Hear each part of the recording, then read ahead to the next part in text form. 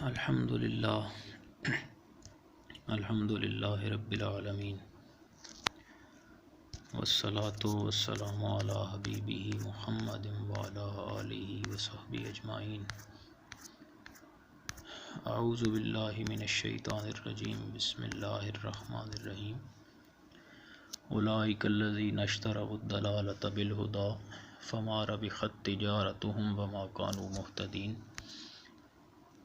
مثلهم كمثل الذي استوقد نارا فلما أضاءت ما حوله ذهب الله بنورهم وتركهم في ظلمات لا يبصرون صم بكم عمي فهم لا يرجعون۔ اللهم سبحانك لا علم لنا إلا ما علمتنا إنك أنت العليم الحكيم۔ مولاي صل وسلم دائما أبدا على حبيبك خير الخلق كلهم۔ اولئک الذین اشتروا الضلالۃ بالہدی فما ربحت تجارتہم وما کانوا مہتدین۔ آیہ کریمہ میں اللہ پاک نے ارشاد فرمایا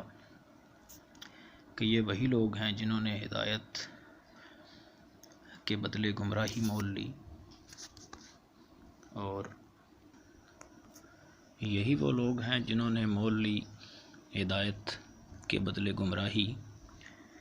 سو ان کی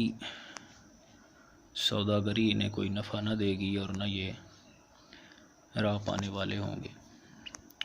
یہاں اصل میں منافقین کا ذکر چل رہا ہے۔ منافقین کے حال کا ذکر ہے کہ انہوں نے اسلام کو بھی قریب سے دیکھا، اس کا ذائقہ بھی چکھا، اس کو بھی بڑے قریب سے سمجھا دیکھا، اور کفر میں تو وہ پہلے سے ہی مبتلا تھے، کیونکہ تو کفر کا بھی وہ ایک ایک جز جانتے تھے۔ پھر کفر و اسلام دونوں کو دیکھنے سمجھنے کے بعد اپنی ذلیل اور دنیاوی خواہشات اور نفس کی اغراض کی خاطر اسلام کے بدلے کفر کو ترجیح دی۔ تو ان کے اس عمل کو قرآن کریم نے تجارت سے واضح کیا ہے، اور اس کے لیے تجارت کا لفظ استعمال کیا ہے، اور یہ بتایا ہے کہ ان لوگوں کو ان کی تجارت کا بھی اتنا سلیقہ نہیں ہے کہ فائدے کی چیز کو چھوڑ کر گھاٹے کا سودا کر رہے ہیں، یعنی کہ اسلام کی ابدی راحتوں کو چھوڑ کر، دین کی ابدی راحتوں کو چھوڑ کر،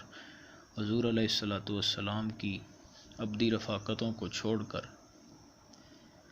ہمیشہ رہنے والی بدبختی اور ہمیشہ کی ذلت کو اپنایا، اور تکلیف دہ چیز یعنی کہ کفر کو اپنایا، تو کفر کا رزلٹ اور نتیجہ تو یہی ہے کہ وہ ابدالآباد آگ میں جلیں گے، اور جو جہنم اور دوزخ کا ایندھن بنیں گے۔ مثلهم كمثل الذي استوقد نارا فلما أضاءت ما حوله ذهب الله بنورهم وتركهم في ظلمات لا يبصرون۔ آگے قرآن کریم نے مثال دے کر سمجھانے کی کوشش کی کہ ان کی مثال اس شخص کی سی ہے جس نے آگ جلائی، پھر جب وہ روشن کر دیا آگ نے ان کے آس پاس کو، تو زائل کر دی اللہ نے ان کی روشنی، اور ان کو اندھیرے میں بھٹکنے کے لیے چھوڑ دیا، اور وہ کچھ نہیں دیکھتے۔ یہاں بڑی باریک بات کی طرف اشارہ کرنے لگا ہوں، اور یہ قرآن نے بڑا باریک نقطہ بیان کیا کہ منافقین کے حال کی اصل میں دو مثالیں ہیں۔ مثال تو ایک ہی ہے، لیکن اس سے دو جز نکلتے ہیں، اور ان کے اعمال ایک تو ان کے لیے قابل نفرت ان کو بنانے کے لیے کافی تھے، اور دوسری مثال میں یہ سمجھانے کی کوشش کی گئی کہ منافقین دو طرح کے لوگ تھے۔ ایک تو وہ جو اپنے کفر میں بالکل پکے تھے، ان کے دل ان کو ہمیشہ کفر پہ مائل رکھتے تھے، ہمیشہ حضور علیہ السلام کی مخالفت پہ گامزن رکھتے تھے، اور وہ مسلمانوں کو ایذا دینے کے لیے ہمیشہ کمر بستہ رہتے تھے۔ اور دوسری طرح کے لوگ وہ تھے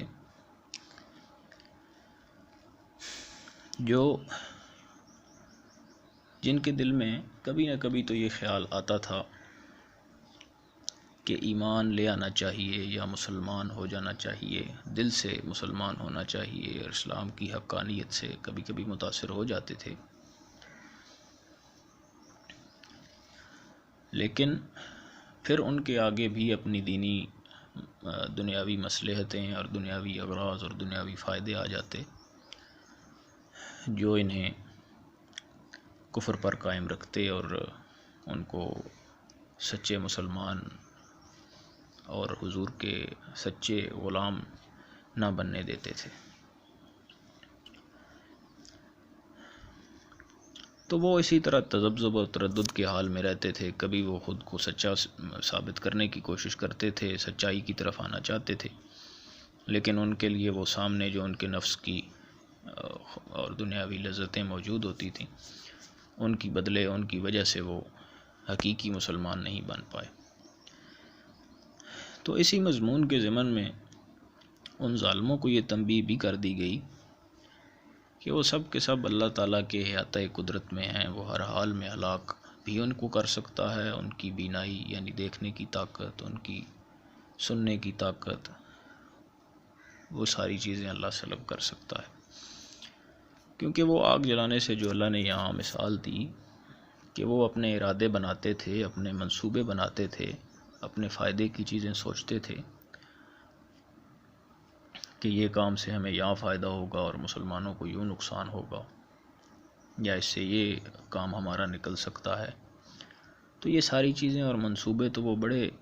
غور و فکر سے بناتے تھے، لیکن اللہ نے کیا مثال دی کہ تم یہ جو آگ جلا رہے ہو اس کی روشنی سے تم فائدہ حاصل نہیں کر سکو گے، یہ منصوبے تو تم بناتے رہتے ہو، اس سے تمہیں کوئی فائدہ نہیں ہوگا، میں تم سب کی روشنی، تم سب کے منصوبوں کو خاک میں ملا دوں گا، کیونکہ اللہ ہی حقیقی مالک اور خالق ہے، وہ جو اگر پیدا کر سکتا ہے تو مار بھی سکتا ہے، تمام کائنات اسی کے دستے قدرت میں ہے۔ اس سے اگلی آیت میں قرآن نے رزلٹ نکال دیا، صم بکم عمی فہم لا یرجعون، وہ بہرے بھی ہیں، وہ گونگے بھی ہیں، وہ اندھے ہیں، اور وہ ہدایت کی طرف نہیں لوٹیں گے۔ اب وہ بہرے کانوں سے نہیں تھے، اندھے آنکھوں سے نہیں تھے، گونگے زبان سے نہیں تھے، یہ اللہ نے دل کی 3 حالتیں بیان کی یہاں پر، کہ وہ اپنے کفر اور منافقت کی وجہ سے اور اس گمراہی میں اتنا گر گئے کہ اللہ نے ان کے دلوں کو ہدایت سننے سے اور ہدایت کی بات کو ماننے سے، ہدایت کی بات کو قبول کرنے سے بالکل بہرا کر دیا، معاذ اللہ۔ وہ کوئی ہدایت کی بات نہ سن سکتے تھے، اگر ان کے سامنے سنائی جاتی تو وہ کان تو سنتے ان کے، لیکن ان کا دل اس کو نہیں مانتا، تو اقرارم باللسان تو ہو سکتا تھا، لیکن تصدیقم بالقلب کے بغیر یہ بات بھی ادھوری تھی۔ اسی طرح گونگے ہیں کہ وہ سنتے تو ہیں لیکن اس کا اقرار نہیں کر سکتے، ان کو بھی باتیں تو پتہ ہوتی ہیں کہ یار حضور علیہ السلام حقیقی اللہ کے آخری نبی ہیں، لیکن اس کا وہ اقرار نہیں کرتے تھے۔ اقرار اس لیے نہیں کرتے تھے کہ ان کے دل میں نور ایمان نہیں تھا، وہ نور ایمان سے خالی تھا۔ اور اندھے اس طرح سے ہیں کہ بے شمار نشانیاں اللہ کریم کی دیکھتے ہیں، بے شمار لوگ جو حضور پر ایمان لائے ان کو دیکھتے ہیں، حضور علیہ السلام کی زندگی ان کے سامنے بہترین نمونہ ہے، لیکن یہ سب چیزیں دیکھنے کے باوجود ان کے دل اندھے ہیں کہ وہ کسی چیز کو مانتے نہیں ہیں۔ تو یہ تینوں چیزیں، یہ تینوں حالتیں اللہ نے دل کی بیان کر کے ان کے دلوں کی، تو آگے کیا ارشاد فرمایا، جو فائنل نتیجہ نکالا اللہ نے کہ وہ ہدایت کی طرف کبھی نہیں لوٹ سکتے، ہم نے ان سے ہدایت سلب کر لی، اب وہ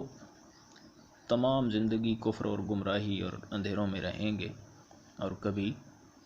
ہدایت نہیں پا سکیں گے۔ تو اللہ پاک سے دعا ہے کہ اللہ پاک ہمیں ان دل کی ان تینوں کیفیتوں سے مبرہ فرمائے اور ہمیں نور ایمان نصیب فرمائے اور حضور کی کامل اتباع نصیب فرمائے صلی اللہ علیہ وسلم۔ وآخر الدعوانا الحمد